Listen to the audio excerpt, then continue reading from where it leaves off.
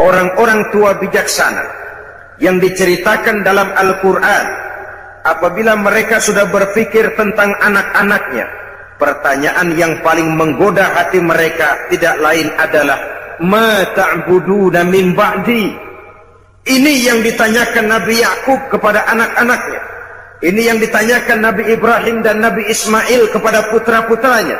Ma ta'buduna min ba'di. Kalau ayahmu nanti tidak ada lagi, nak, apa yang akan kamu sembah? Kalau bapakmu sekarang masih mau iktikaf di masjid, masih melaksanakan rukuk dan sujud, masih mendirikan sholat. Kalau orang tuamu sudah tidak ada lagi nanti, nak, ma ta'buduna min ba'di. Apa yang akan kamu sembah? Masih maukah kau iktikaf di masjid? Masih maukah kau rukuk dan sujud? Masihkah kau mendirikan sholat menyembah Allah? Ini pertanyaan yang menggoda orang-orang tua terdahulu. Kita orang tua di zaman sekarang, pertanyaan kita yang pertama kepada anak-anak kita bukan ma ta'buduna min ba'di. Yang kita tanya, ma ta'kuluna min ba'di. Kalau bapak lu nggak ada, nanti lu makan apa, tong? Perkara anak mau menyembah apa, itu nomor 18. Yang penting makan apa lu nanti. Oleh sebab itu selalu saya mengingatkan, kita boleh bersedih kalau anak tidak mengerti komputer. Kita boleh merasa rugi kalau anak tidak mengerti matematika.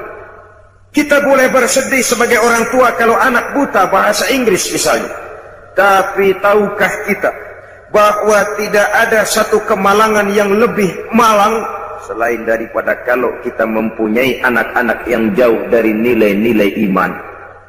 Alangkah hebatnya kalau anak-anak kita itu ahli komputer, imannya mantap. Ahli matematika, akidahnya kuat. Bahasa Inggrisnya fasih, keyakinannya teguh. Otaknya boleh Jerman, tapi hatinya tetap Mekah. Ada keseimbangan.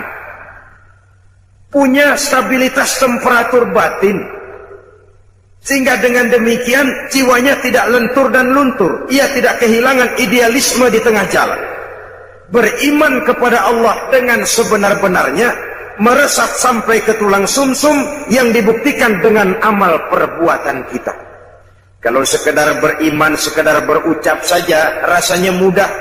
Sebab itu yang dikatakan iman yang sebenarnya itu ialah iqrarun bil lisan wa tasdiqun bil qalbi wa amalun bil arkan.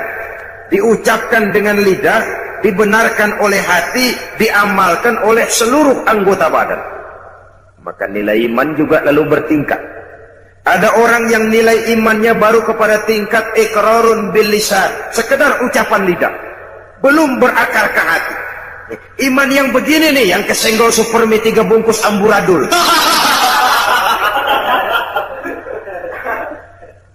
Imannya baru sekedar iqrarun bil lisan, sekedar ucapan lidah, belum berakar di hati.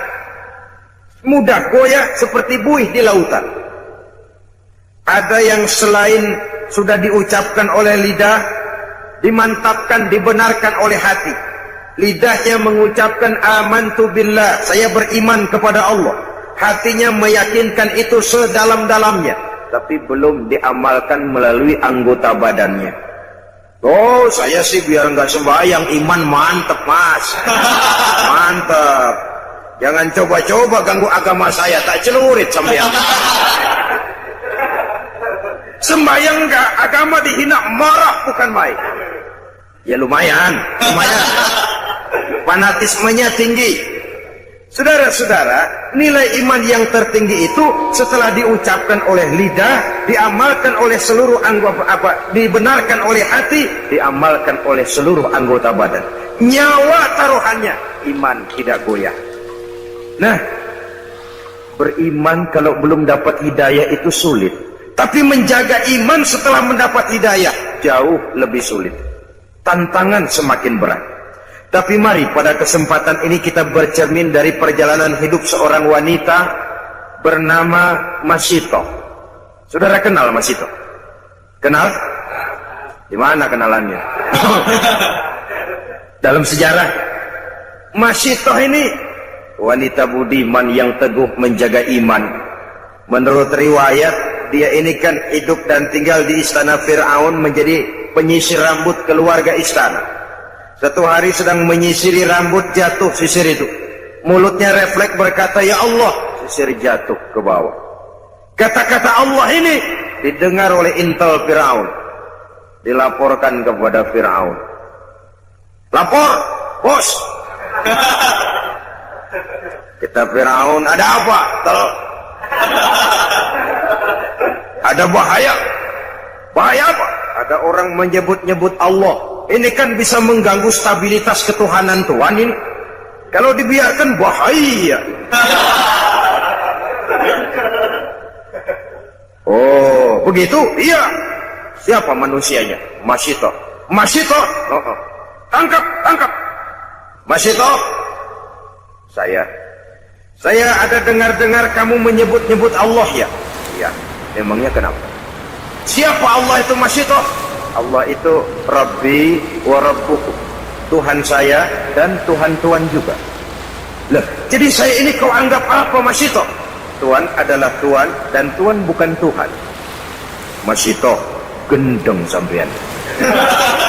Satu Mesir orang menyembah saya semua. Tiba-tiba kau menyatakan ada Tuhan lain selain saya. Keyakinanmu membahayakan posisi saya, Masito. Sudahlah, kamu jangan macam-macam. Kamu mau apa sih? Rumah? Kendaraan? Beras? Supermi? Beasiswa? Sudah, jangan bertuhankan Allah. Tuhanmu saya saja sudah. Tidak bisa, Masito. Tidak bisa, Fir'aun, kata Masito. Rabbi Allah, Tuhan saya tetap Allah. Kamu tetap dengan keyakinanmu seperti itu? Tetap. Dan kamu tahu resikonya? Apa? Kamu akan saya siksa, Masito. Silahkan. Kamu berani? Demi iman. Kamu memang gila, Masito. Fir'aun, Tuhan boleh beli jasad saya, tapi jangan mimpi bisa membeli jiwa saya. Tuhan boleh kuasai jasmani saya, tapi jangan mimpi bahwa Tuhan akan bisa menguasai akidah dan keyakinan saya. Nekat kamu, Masito ya. Apa boleh buat, On? Fir'aun, itu tuh manggilnya On. Tidak cuma sekedar saya siksa, Masito, kamu akan saya bunuh. Boleh? Kamu tidak takut mati? Sekarang saya mati, nanti juga saya mati, Fir'aun. Dan bagaimanapun lebih baik mati berkalang tanah daripada hidup bercermin bangkai. Adalah lebih terhormat melarat karena mempertahankan iman daripada saya hidup mewah dengan menjual akidah.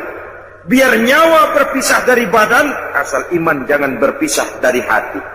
Terlalu mahal akidah ini kalau harus ditukar dengan kesenangan dunia yang tidak seberapa, On. Tidak cuma kamu, Masito, anak-anakmu akan saya bunuh. Boleh. Kamu tidak sayang dan cinta kepada anak-anakmu? Jangan tanya soal itu, Fir'aun. Saya ibu mereka yang melahirkan mereka dalam pilihan antara hidup dan mati. Saya besarkan mereka dengan untayan air mata, cucuran keringat, kadang genangan darah. Tidak ada ibu yang tidak cinta dan sayang kepada anaknya. Tapi ini akidah. Iman saya lebih mahal daripada kecintaan saya kepada anak-anak saya. Saya rela berpisah dengan mereka untuk iman. Tidak cuma anak-anakmu, Masito, suamimu akan saya bunuh. Silahkan. Muangkel Fir'aun, kemarahannya sampai kepada puncaknya. Dia panggil tentaranya, siapkan tungku yang besar, isi dengan air, rebus sampai mendidih. Dicari tungku yang besar, bapak moyangnya kuali. Lalu disiapkan kayu bakar, diisi tungku itu dengan air, direbus air ini. Beberapa lama kemudian air bergolak, menggelegak, panas. Nah, Masito, kamu lihat air sudah bergolak, menggelegak karena panas. Sudah, Kau dan anak-anakmu satu-satu akan saya masukkan ke air itu. Biar kamu tahu bagaimana tidak enaknya mati. Sudah, Tuhanmu tidak sanggup menolong kamu. Coba kamu nyembah saya, aman. Kamu tidak akan saya rebus. Ground, sudah jangan banyak omong. Kalau kamu mau laksanakan, laksanakan saja. Jangan mimpi saya akan berubah akidah. Rabbi Allah, nyawa taruhannya. Tuhan saya tetap Allah. Mulai. Anaknya dulu. Masito, lihat anakku yang pertama akan saya mulai. Diangkat oleh Algojo, anak ini dimasukkan ke tungku yang berisi air mendidih. Bergolak air, masuk si anak ke dalam air, menggelepar, meregang nyawa. Masito dengan air mata berurai membasahi pipi, menyaksikan anaknya menggelepar menghadapi ajal. Selamat jalan nak, ibu sayang kepadamu, ibu cinta kepadamu nak. Tapi ini akidah, ini lebih mahal dari segalanya nak. Ibu ikhlas. Mudah-mudahan nanti kita bisa berkumpul di akhirat di bawah naungan ridho Allah. Kuatkan hatimu nak, jaga teguh iman, jangan menyembah Fir'aun. Gugur anak sebagai syahid. Anaknya yang kedua, ketiga dan selanjutnya Masito sendiri sampai kemudian suaminya, seluruhnya gugur di air yang mendidih untuk mempertahankan iman. Kalau Masito, suaminya, anak-anaknya, nyawa taruhannya, nyawa mereka lepas dan iman tidak goyah. Adakah intan yang lebih mahal? Adakah mutiara yang lebih berharga selain daripada nilai-nilai iman ini? Tidak ada. Jikalau dia hancur, jikalau dia sudah tidak ada, apalagi yang bisa kita banggakan di dalam kehidupan. Sebab itu, satu kali la ilaha illallah. Mari kita pasang tekad sampai mati, sampai tetes darah yang paling penghabisan, tetap la ilaha illallah. Karena Islam kita hidup, untuk Islam kita berjuang, dan dalam Islam kita ingin kembali menghadap Allah Subhanahu wa ta'ala.